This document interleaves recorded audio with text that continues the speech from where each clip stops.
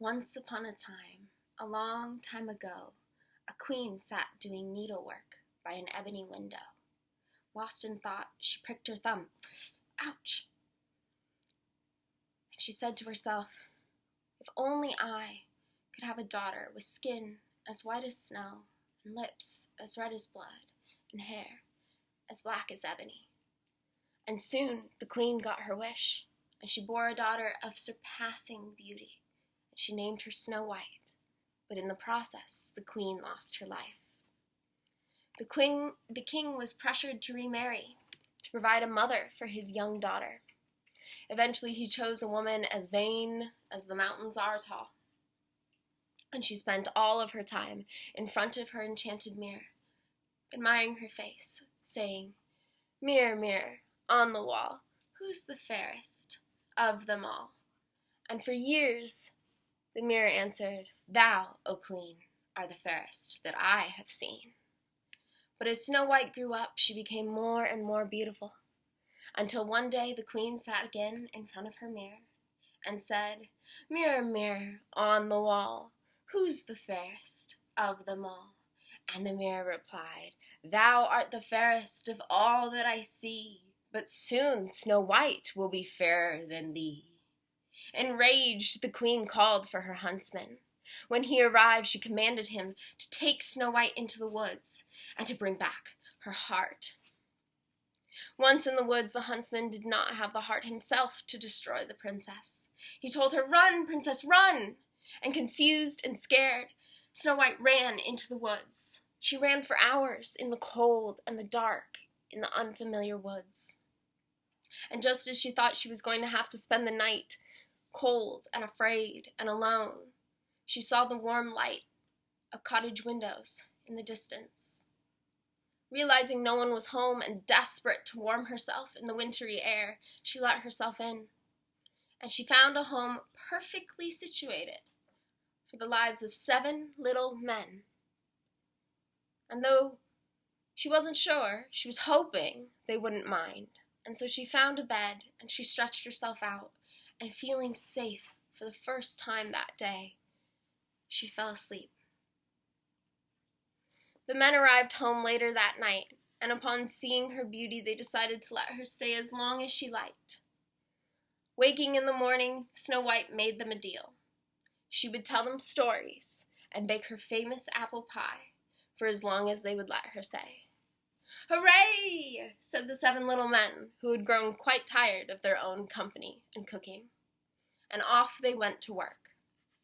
That morning, the queen sat again in front of her enchanted mirror and was sure that she was once more the fairest in all the land.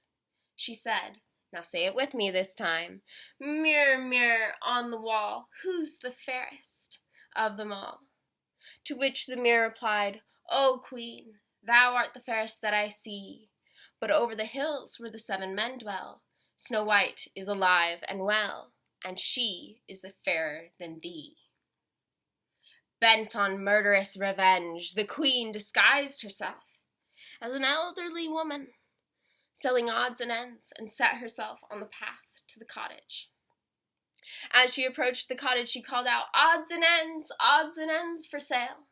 And Snow White, staying at home alone for the first time in her life, was really glad for the company and invited the queen in. Once in, the queen offers Snow White an apple, a beautiful apple, a red apple, a poisoned apple, to Snow White. And Snow White, knowing not that she was talking to the queen, took a bite of the apple and fell down at the queen's feet. And the queen said, "Once more, I am the fairest in all the land." And she went back to her castle.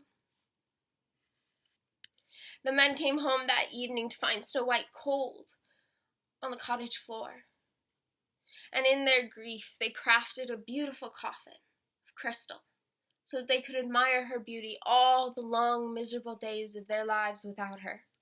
And they put the coffin in a forest glade behind their home. And every day they sat one man to guard Snow White while the others went to work. And one day, a prince's hunting party went through the clearing, And the prince, upon seeing Snow White, fell so in love with her beauty that he turned to the man on guard and said, "Name your price. I'll pay anything so long as I get to keep her with me." But the little man said that there was no price he could pay.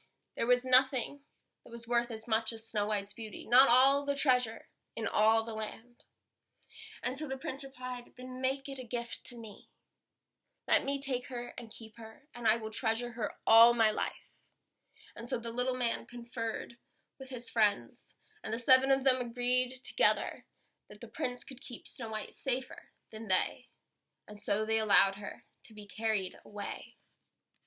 In the journey, the cart Snow White was in was jostled and bumped, and out popped the bit of apple, poisoned from her throat. And she woke up, and looking around her, she saw the prince, and she said, "Where am I? Where are the little men?" And in response, the prince confessed that he had promised the little men that he would treasure her all his life. And Snow White, tentatively, agreed to go with him. She had just met him after all. But the evil queen was never the fairest in all the land, ever again. The end.